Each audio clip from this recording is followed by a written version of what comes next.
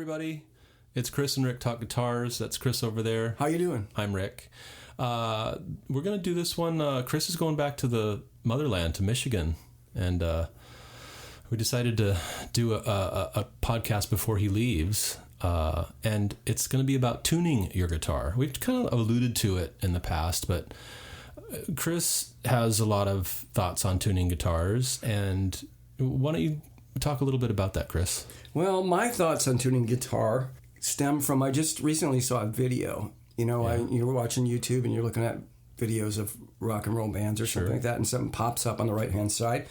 I saw a video that said, tuning your Telecaster, and it caught my attention. You're a tele guy, too. And I clicked on it, and some dude, turns out he's from Seattle. His name is Tim Lurch. I think that's his name. I think that is his name. And he's just talking. He's like way into the Telecasters, and he had this whole thing talking about tuning the Telecaster, and it brought back a flood of memories. It's been a long time since I had to deal with, any sort of tuning issues, because I've have these guitars for a long time now, and it got me thinking that tuning might be kind of an interesting topic to talk about, because it's something you don't really think about until you need to think about it. And if you do think about it, sometimes you can increase your playing and get better tone by just thinking about tuning. I think you're right. So that got me thinking about tuning, and I thought, let's talk about tuning. That's very inspirational. Yeah, and I'm in tune with that. I'm glad concept. You are. Well, so right off the bat, so do you want to talk about tuning a Telecaster to start with, or just tuning a guitar in general? Guitars and tuning. All right. Something I think when everybody starts out, they have enough shit to worry about, like, oh, how do I make this F chord? Or how my fingers I'm just hurt. My fingers hurt. It's really hard to fucking play this. Totally. I'm listening to the song on this record, and I'm not coming anywhere near it. The last thing from their mind probably is tuning. You know what I mean? It's just use a tuner or whatever, get it close, and your ears aren't really that adjusted to hearing what a really in tune guitar is supposed to sound like.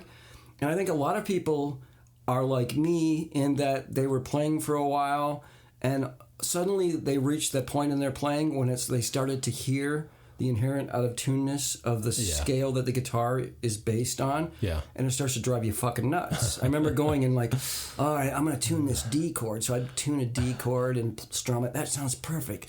Hit a C or an F, and it just sounds like shit. Yeah.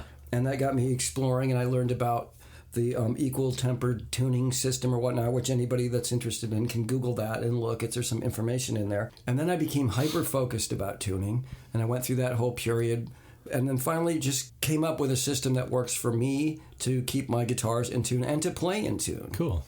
So I think a good way to break this up might be talking about maybe general tuning, staying in tune, tuning issues, things like that. What would you like to talk about first? There's the things that you and I have talked about, which is just actually stringing the guitar, which the myth about I don't even know what you call it, but putting the string through the hole and then wrapping it back around and then putting that end of the string under the piece of the string and pulling it, making a nice Shawshank or whatever it is. Yeah. Your strings off. Yeah. One thing before I say anything that would ever amount to sounding like me giving advice to anybody, my disclaimer. Only advice that I would ever get anybody is to come up with your own system. Yeah. Take everything in and explore it and see what works. Totally. Because one of the things when I was developing my system, I found that there's a lot of do this that doesn't work in every case. An example pertaining to changing strings. Yeah. On a Gibson guitar, only wrap the string around the post 2 times. Yeah. I've heard something to that effect, or only wrap it a few times or something like that. That doesn't really work because Gibson makes some string posts that are really tall. Yeah. And if you only do it once or twice, you're not going to have enough down pressure on the nut. Right. And it's going to buzz in the nut. That's a good point. So where they're going with that bit of advice is solid, because what that does is it limits the amount of times you can go around, and so it limits the amount of slack you're going to have in there. A better rule of thumb is wrap it around the post as many times as the post needs and pull all the fucking slack out of it. I don't care if you're around twice or if you're around 100 times. If you can get all the slack out of there, it doesn't matter. But you do need to get the correct downward pressure in the nut. Use your noodle, man. Yeah. To avoid other problems. So slack, that's one thing we just identified in changing strings and tuning problems. You got to get the slack out of there. When the string goes around, it develops slack, and until you pull all that out, I mean, to find a method that works for you, you're going to keep going flat as you're playing, and it'll drive you nuts. Yeah. Well, for me, I know a revelation for me, especially with Strats, was to lube the nut. Oh, yeah. And again, like, you know, if you have a whammy bar on a Strat, if you have the tremolo system, it will go out of tune if you really dive bomb the shit out of it, even if you lube up the nut. But if you lube up the nut and you get all the slack out of your strings, usually if your setup is good, you won't really go out of tune that much. You can make it work. Yeah, you can make it work. And I would add to that, if it has string trees, lube those, and sometimes the saddles. Yeah, wherever the string is making contact with something, try to lube it up so that it can move more freely. No, that's a really good point, and I can see that point is going to lead to a lot of points. Sweet. Know the guitar. A Stratocaster is going to be, any tuning issues you're going to have with a Stratocaster is going to be different than tuning issues you're going to have with a Les Paul. Yep. So the Strat, lubing the nut is going to be a big for any type of guitar. It doesn't hurt at all, and especially if you're tuning and you hear that telltale ka-chink, ka-chink. That means it's binding, and that will catch, and that'll cause you to go sharp. Yeah, and it'll do it while you're playing. So, and until you get taken care of, it'll drive you fucking nuts. You're like, I just tuned this thing, and here it is, and then you'll retune it, and then it'll stick again. That brings us to what we could talk about and also continue with changing strings is setup. That's a big part of it. Yep. I mean, the only time I have to think about guitar tuning is when I first get a guitar, until I learn the guitar and get all the things worked out. Yeah. And nut is a big thing. That's like a big part of getting a guitar to play and stay in tune. And we talked about the binding of the nut, but there's also one thing that's huge that a lot of people don't think about is there's a really good chance that any guitar you get, the nut is going to be a little too high. That's just the way it is. It comes from the factory. They'd rather have them too high than too low. Yeah. So and even a lot of techs will keep the nut higher than it needs to be because they're completely afraid of that. It's buzzing. It's buzzing. It's really a fine line to get it the right height. Yeah. And not to get it to buzz. But if you don't have the right height, you're gonna be sharp on the first few strings. Everybody makes the biggest deal in the world about setting the intonation at the bridge.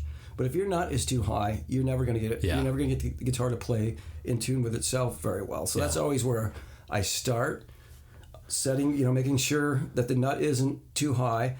Having a nut that's just a little bit too high will drive people crazy. I mean, I worked as a guitar tech for a while, and that was like the number one thing that I would look for and I would fix when someone says, this guitar doesn't stay in tune, or this guitar won't tune. That's the first area I always looked at. And 9 times out of 10, I would just take the nut files and bring it down just a little bit. Just go a little bit at a time, test, go a little bit, give them back the guitar, and they were happy as a clam. Yeah, and you and I had a conversation about that, and that again was kind of reminded me of some guitars that I had problems with in the past that I think that probably was a likely culprit. And I want to bring this up while I'm thinking about it, is the nut. The nut is something to look at too if you feel like your tuners are not up to snuff, right? Which people often mistakenly think. I've done that before, but 9 times out of 10, it's either the material that the nut's made out of, where the strings bind. Yep. So use lube or get a new nut put in that's a bone nut, whatever you need to do. Right. But chances are your tuners are just fine. Like lots of tuners, especially stock tuners that come with Gibson or Fender, they're fine. They're great tuners. They're not going to slip. Yeah. So check the nut, man. The nut's a tough nut to crack. Start there. I think overall, even though I don't play 1,000 new guitars, I think they've gotten better with dialing it in at the factory. A good start. Yeah. Like I said, I have 8 electric guitars right now. Not one of them, whenever I got it, didn't need the nut to come down a little bit. Some of it was very little. I think my junior just needed a little tweak on the last few strings were a little bit higher than they should have been. But everyone, I mean, it's never played in tune to my satisfaction until I took care of those things. So cool. The nut is a big one. Where are we still talking about strings? What are we talking about? Well, we covered the nut pretty extensively. All right. And then we talked about tuners, and that's another thing. I mean, I don't know if you want to talk more about tuners, but I think tuners, even shitty tuners, will hold a tune. Our basic rule of thumb is that most tuners are fine. Right. You don't need to replace them; they're fine. And one good way to dial in really quickly what's going on with your guitar is tune your guitar up. Does it sound good? Play it a little bit. Bend some strings and play it, and then look is it going sharp? If it's going sharp, you have a binding problem. If it's going flat, you've got some slack that you need to pull out of the tuners, most likely. Yeah, Those are the two biggest things that you can usually easily, rectify. One thing that it really helped me when I was having problems with tuning and learning about tuning is if you look at like a pedal steel player, right? There's no frets on that instrument. Right. If intonation for a pedal steel player is about how fucking in tune you are when you play music. Right. And if you're not, you will instantly know. I mean, that's the one thing the best pedal steel players, I mean, that they'll tell you that was the hardest thing to get down is getting good intonation. And that does directly relate to the guitar, even though we have frets.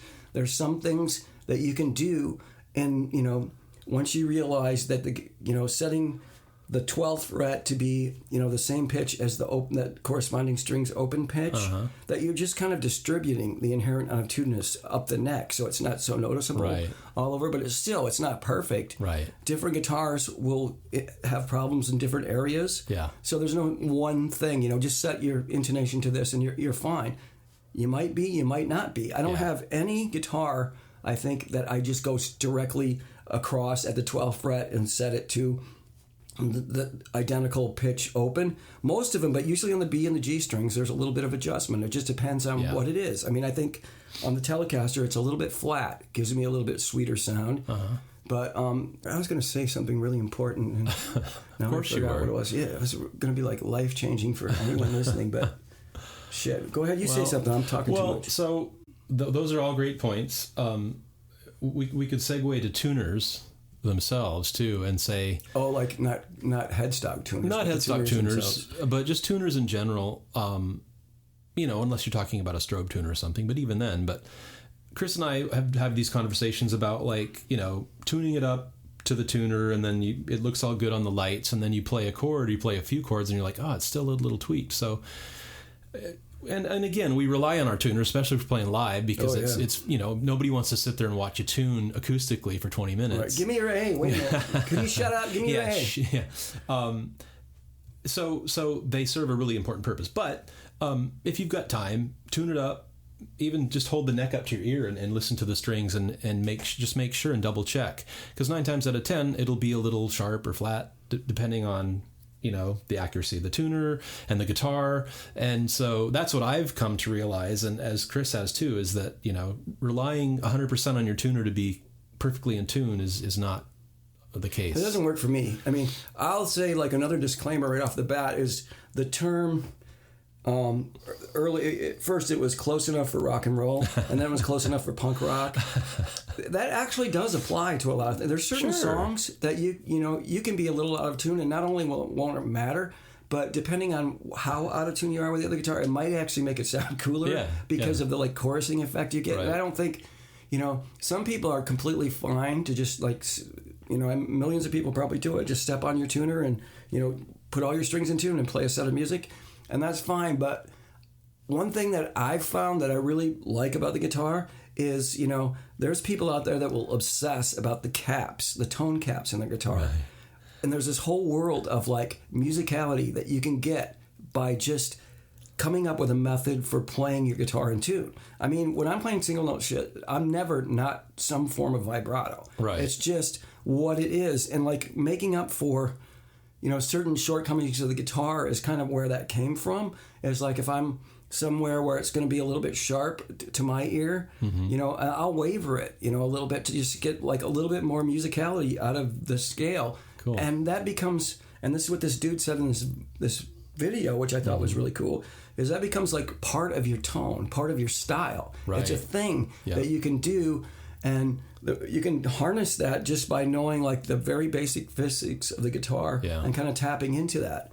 And I mean, that's really cool when you've run out of all right, I've just tried every Tube Screamer clone there is. It's let me dig around with intonation on this instrument and using intonation as part of a style.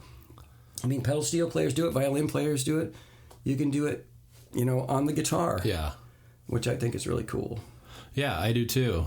And like you say, the use of vibrato or just with your fingers getting vibrato and stuff like that to cheat a note, or I think we all do that.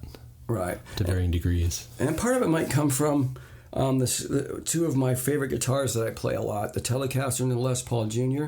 I found myself in the past coming to bat a lot for the bridges on those.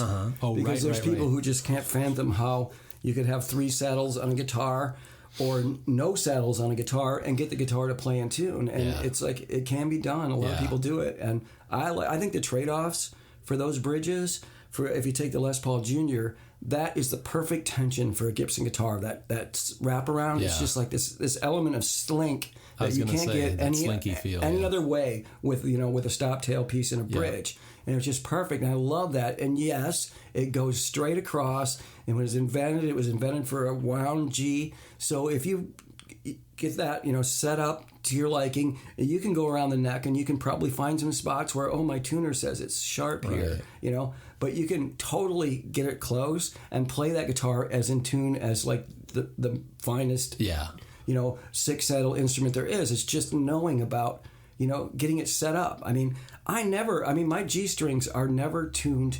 I'll use the tuner to get all my other strings in, and depending on the guitar, there's like a couple of strings that I just dial by ear, and it just sounds sweeter to me. And someone may never notice. It's the whole thing. Like, so does someone notice that little level? Maybe not, but I do, and it's like, and it kind of like it inspires you to play certain types of music because. There's these little things that have you like working the instrument more than just fretting it. Yeah. I think it's cool. And I agree. And I think that's a great point is regardless of whether or not somebody notices it, you have to be, as the player, you have to be comfortable with every aspect of your rig or it's going to bug you. I'm the same way. Like if there's just something a little off, it's like I can't play as freely as I otherwise could and really get into playing rather than thinking about this one thing that's pissing me off, that isn't working about my setup. Did you go through a period where you started to hear like that the guitar couldn't get perfectly in tune? Yes. Where your ears got there? Did that drive you nuts? Yes, totally. I remember it. It was probably in the early 90s. Yeah, and I'm the kind of dumb idiot that would like retune like to the off string, and then all this, and then I play chords and I go, and then I realize no, it was just that one string. That's the one I should have tuned to. Okay. Another one for me is the A string on the guitar. That's a one that is the bugaboo for me for some reason. Is the low A? For some reason it's always flat. Even when a lot of times in the tuner, to me it's flat, and I'll have to play chords and play and do octaves just to get that to make sure that is really in tune as close to as possible. So you developed a technique for dealing with that, and that's what it's all about. Yeah, is like just things that work for you. I had someone show me once when I was going through this in the 90s a method of tuning where you like fret high up the neck and you match a harmonic on the other string, and every once in a while I do that, and that really worked for him. So what I did was I tried that, and then I found out, I think I found a different way. Yeah. And it's a little bit different for each of my guitars. Let me ask you a question. Are you happy with all, because you have a number of electric guitars, are you happy with the way that they all play in tune now? For the most part, but again, like after our discussions, I bet you if I revisited some of these guitars, the nut slots could be filed down a little bit, probably. But overall, over the course of time, like you're saying, as you learn kind of these little things about the guitar and how, playing certain chords and playing several chords to make sure each chord is in tune, right? Because, an E chord uses, you press down on different strings than you do for a D chord or a C chord or an A for that matter. Right. And so like you were saying before, you could play a D and it sounds in tune. Everything sounds in tune. And then you play an E and you're like, oh, wait a minute, now... some string is sharp or something like that. But again, like after these conversations, it does. What the cool thing about it is it makes me revisit my guitars again and check them out and go, well, let me play this. And I think it could use a little bit of love here, and also it's getting me more interested in trying to do some of this stuff myself rather than take it to a tech, because I'm the kind of guy that and still now, I'd prefer to just take it to somebody who knows what they're doing and tell them. But like you made a good point. It's like nobody's going to make this thing play the way I want it to play, except me. Or sound the way you want it to play. Or sound the way I want it to play. That's when it comes to like tuning and intonation. They don't have... intonation encompasses a lot of things like, choice of string, string gauge, action, everything, and the way that you play. I mean, so one of the ways that I often deal with like out of tuning issues is the how hard you press the string down. Right. You know what I mean? If you have a problem area and you need something to be a little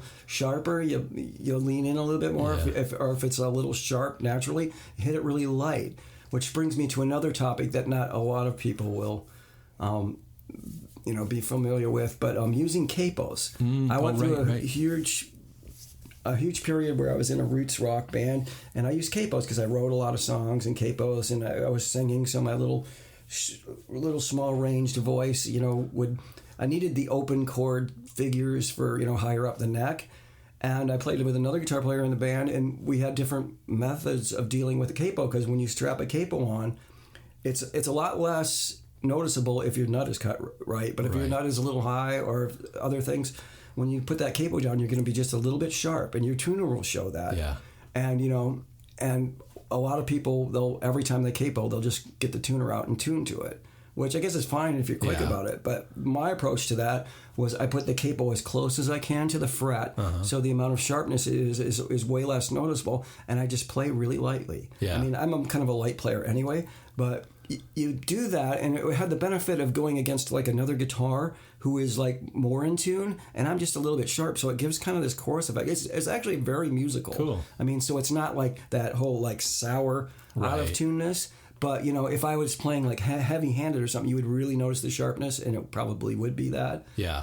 Again, just, going back to the basic physics of, as you press a string down, the further up you get, things get sharper or whatever. And, knowing how to deal with it and dealing with it on the fly is kind of cool. Are you one of those people that can, like, if you're playing a song and all of a sudden you're like, oh, shit, my A is out, that can reach up and tune? No. I'm not either. I always kind of envied people like that. It looks cool, too. It does look cool. I've done it, I think, live, but I don't know if I've made it worse or you know what I mean? Because, I just, in the moment, I've never been one of those guys that could just go like, or, off this, a little digression, but like Earl Scruggs would do songs where it's like he would, he would tune the guitar, he'd play a note and go, and bring it back in tune and play Bill the song. Kirchen Those guys do that. Does that stuff But too. I'm like, I could not. It's hard for me to do that in the moment. My approach is figuring out which string is out on the guitar and just not playing that string. Yeah. Which is just kind of like finding a way to get through the song where you're just not doing that string, but it happens to be a really important string, you're kind of fucked. Yeah.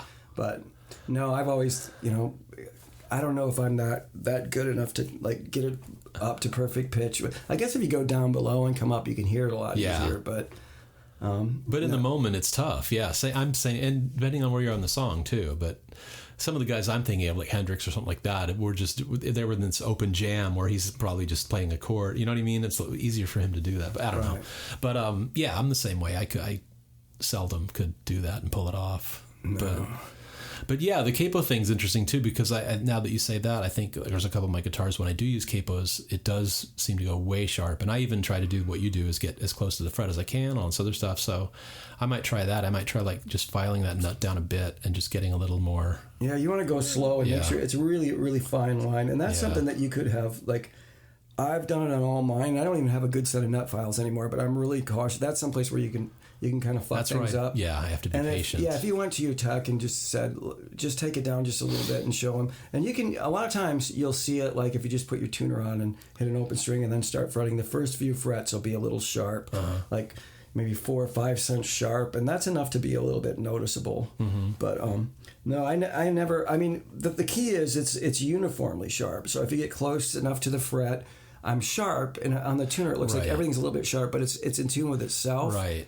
And if I just go lightly, it sounds fine. So I never, when I'm playing with a tuner, a capo, I never reach it. I usually try to tune the guitar at the beginning of the set, and I'll check it maybe a couple times in a spot where I'm not playing, but usually, if everything goes good, I never have to touch it again. Yeah. And if I have a song or two that I use a capo, I won't check my tuning.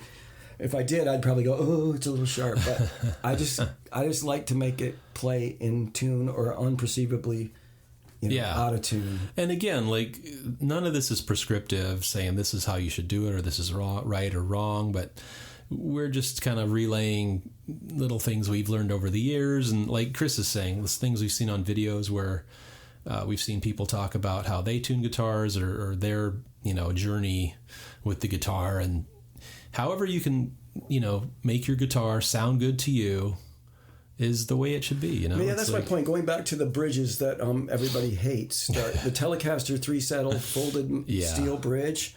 People there's a number of people that just won't even consider them. They're like, how do you intonate that? It's like you do. The trade-off is that for me personally, that is a sound of the Telecaster. Yeah, that folded steel bridge with the Telecaster bridge pickup with the copper plate on the bottom, and what it does musically with the material in that bridge, and how it vibrates and the sound of that, and those 3 brass saddles or even steel saddles is a Tele to me. I would never consider not having that. What you can do if the intonation bothers you, I mean, there's compensated saddles that will get you so close that you would never even, you would never even have to think about it. And that's a lot of people, I think. I mean, I haven't set the intonation on my guitars, and it's not something I do very often unless I hear something wrong. Right. But I don't know the last time I set the intonation on those guitars because they play into. I don't have any trouble not playing them in tune. Yeah. So I don't know. It's a weird thing to think about tuning. But when I saw that video, it was kind of an inspiring thing to think about. It is. It's like, when you're done geeking out on pedals and all this other shit, it's kind of like think about something within the guitar itself that you can kind of harness for and just knowing about it, just playing more musical. I mean, all the guitar players are very musical players, and they're like, some of them have really slow stuff, or and it just comes down to how musical they can make the instrument. And and like you're saying, it may sound stupid or obvious, but tuning is one of the primary things you're going to do when you get an instrument, especially the guitar. You're going to have to figure out how to tune it. When Chris and I were starting, tuners weren't really a thing. You got a little harp or a little whistle, whatever the little harps are. The pitch pipe. Pitch pipe. Yeah, you had a pitch pipe, or the peace pipe. You smoked a peace pipe, and it just sounded beautiful. Well, there were pipes a bit too, but or a piano, whatever it was. But there were strobe tuners and things like that. But just tuners now are so ubiquitous, and everybody's got a tuner. You got a clip-on tuner on your headstock, everything else. But when Chris and I were starting out, tuners weren't that big a thing. The band tuned to each other. Somebody was in tune, and then give me an A, and you'd tune up. And if you went out of tune, you had to stop and bore the audience while you tuned up again. Right.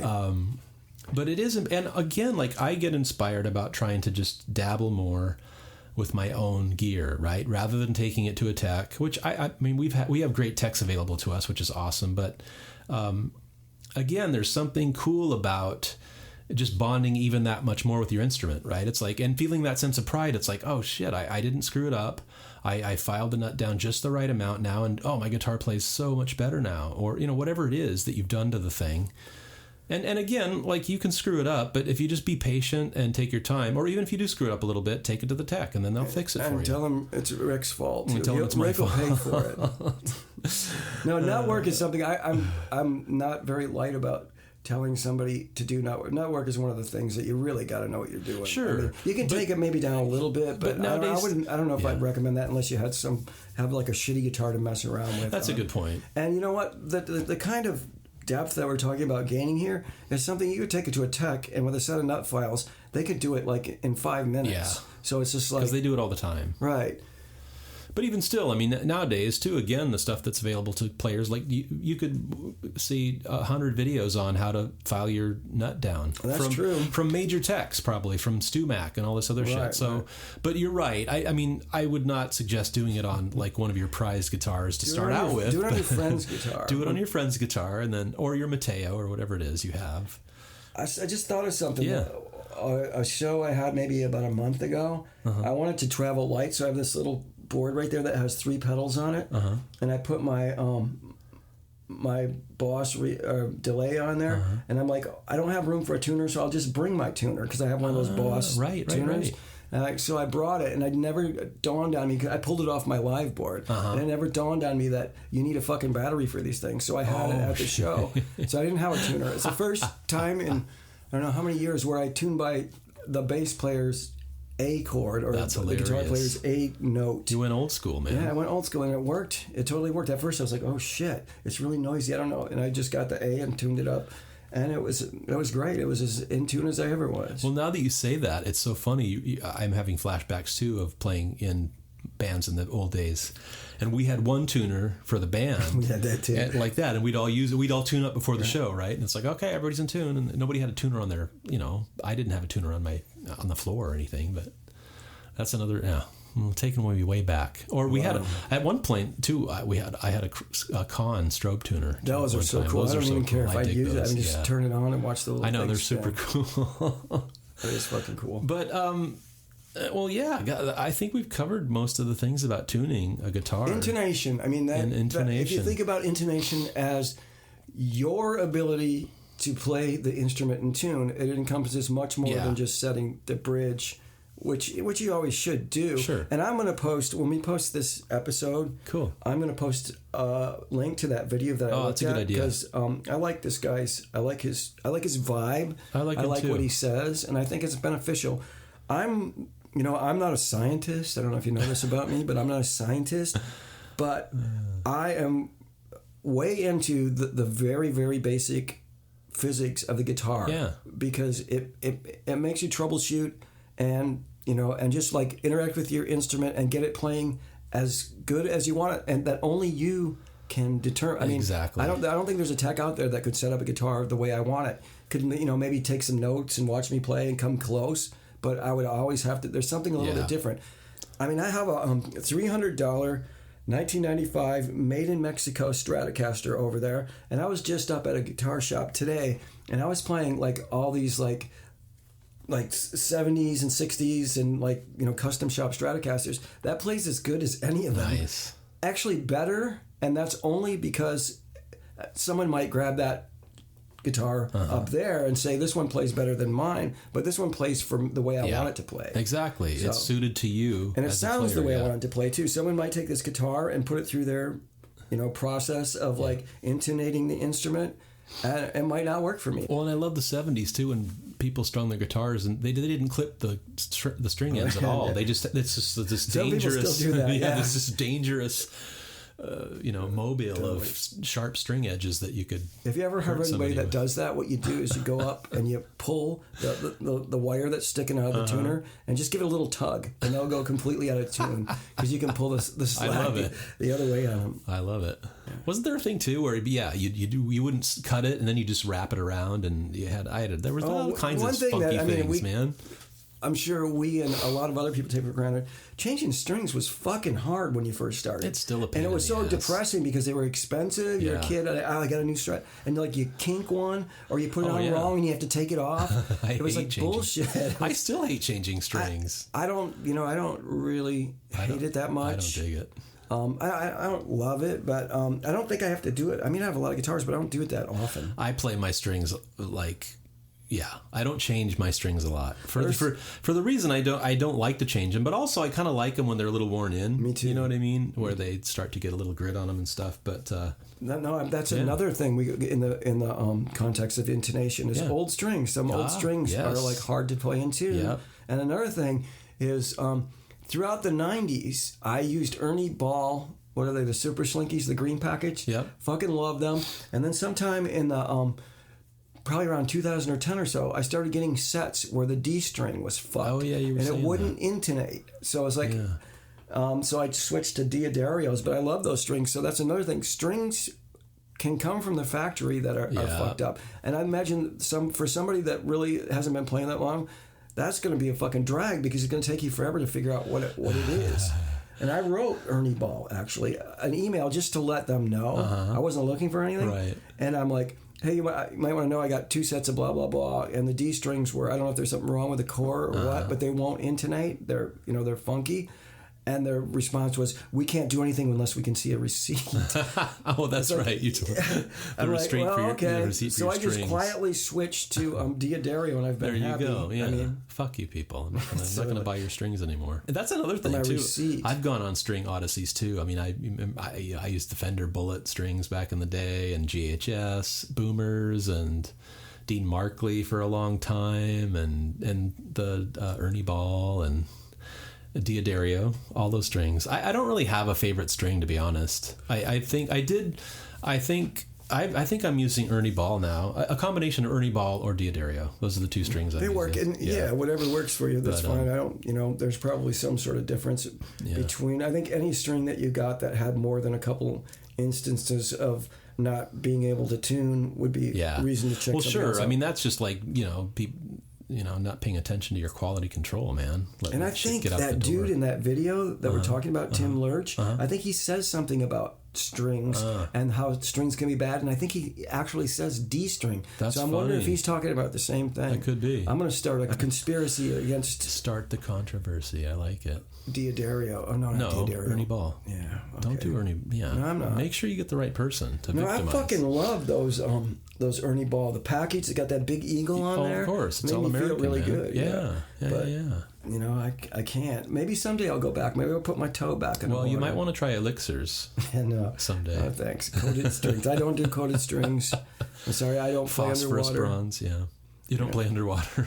If I Come did, on, man. Yeah. What if you have a rainy gig, man? You're going to need those elixirs. You'll be happy you have them. Intonation. It's all about intonation. Yeah. I mean, that's... Okay, so, I mean, we're just going to leave you with this, man. Learn how to tune your guitar. Use whatever tricks and techniques work for you. Use whatever strings work for you that you dig. But experiment, man, and listen to your guitar. Listen to how it sounds when you're playing chords. Listen to, figure out different ways of figuring out if it's in tune, All right. Yeah. No, just have fun. And have fun, too. And play in tune and play authentic. Sorry. TM. Well, cool, man. Well, say goodbye to Chris. He's going to go to Michigan for a short stint and do some fly fishing. Maybe I'll go to one of my old guitar stores. Do it. Even though they're not around anymore. Go to some guitar shops and bring back some notes, man. I should. I bet you. I think you can still get like Telecasters for $40 there. Doubtful. Yeah. Anyway. All right. Well, please follow us on our social media. Like us on iTunes and all the other stuff. And appreciate you listening, man. Keep listening. We've got more episodes coming. We're going to do interviews eventually. Chris, what do you got?